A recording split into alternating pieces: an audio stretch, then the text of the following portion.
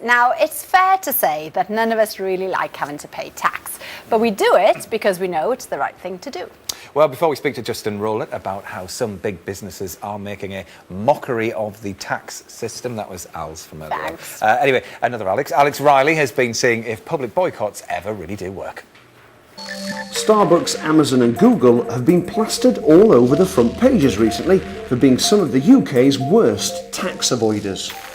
Despite a UK turnover of £396 million in 2011, Google paid just £6 million in corporation tax.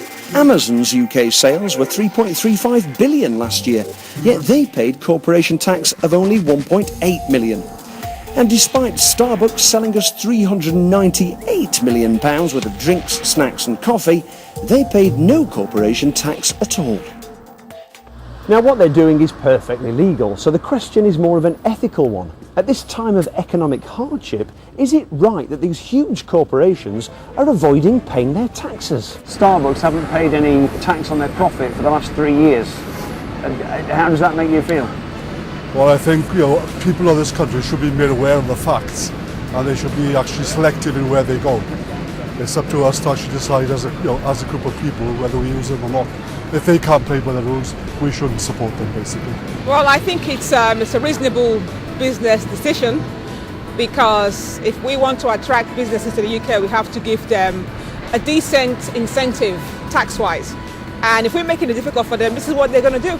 Boycott it. Boycott it. Yeah. There's plenty of other places you can go and have a coffee.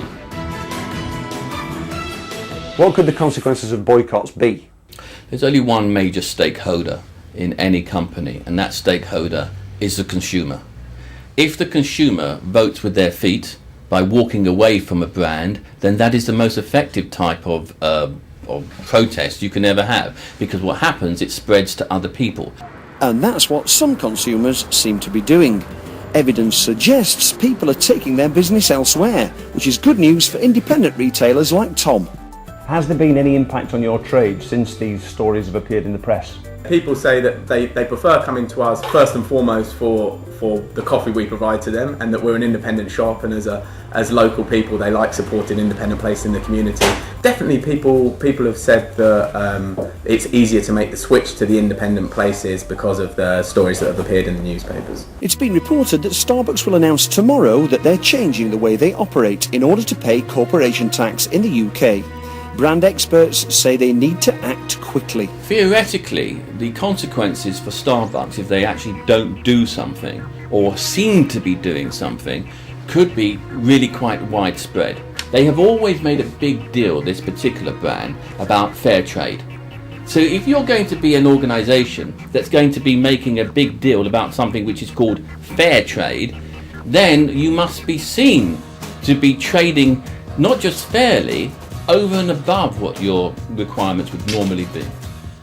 Very interesting stuff. So, Justin, it seems that quite a few multinational businesses haven't been paying as much tax as we might have expected. Exactly. They certainly haven't. And we've contacted the three companies we mentioned there, Starbucks, Amazon and Google, and they all say that they fully comply with UK tax laws and even make considerable contributions to the economy. They employ quite a few people. And that's all true. And this is the problem the government's got, that it doesn't look fair, does it? When you look at those figures, you think, that doesn't sound right. And you look at the amount of tax that you're paying, you think that's not fair. But in fact, the complexities of international tax law mean that they are actually abiding by the law. And I spoke to Customs and Revenue today, HMRC today, and they said, they consider themselves very good at collecting tax. They say they're doing very well, that they've increased their take from multinationals. So they say they're very successful because these companies are operating inside the law. It's a tough one, isn't it? It's quite embarrassing, though, for the Chancellor. Now, his autumn report is out tomorrow. He's got an autumn statement tomorrow, and he's going on about fairness. Remember, he said, we're all in this together. I think there's going to be a lot of emphasis about fairness and us all having to pull together in these times of austerity.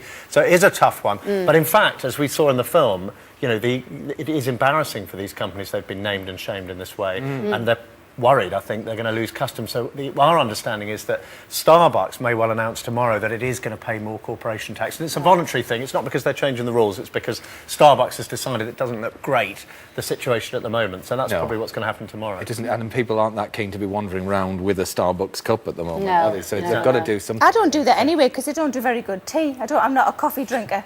Right. And but I do sometimes use their toilets without Right, okay. So, what about I their think cakes, though? Are you a fan of their cakes? Or? No, There's some I nice just use their ones. toilets and don't buy anything. It's your and little then- way of clawing back a bit. Yeah, just in squares of toilet roll. Yeah. Good, good. So just You're welcome. in this the autumn statement tomorrow, then what else do we expect? Well, there's more bad news for the Chancellor in the sense that he's going to have to announce tomorrow, it's widely expected, that we're going to have more austerity than he originally said. So it's now going to go on. The spending cuts will continue until 2018. So that's bad news. At the same time, Chancellors always like to have something good to say. Yeah. And there's a bit of a rumour that possibly there's a fuel duty increase, 3p additional tax on fuel. Again? And he said, the understanding is he might announce that he's not going to introduce it. Oh, right. So So that's that's good news. That's the kind of good news. Exactly the reaction that Good, good, good. And before you go, you need to clear something up. We from- do. We need to from clear up last something week. that we mentioned last week. We did a film where we looked at the rights that you've got when you return faulty goods or when the company that you bought the goods from has gone into administration.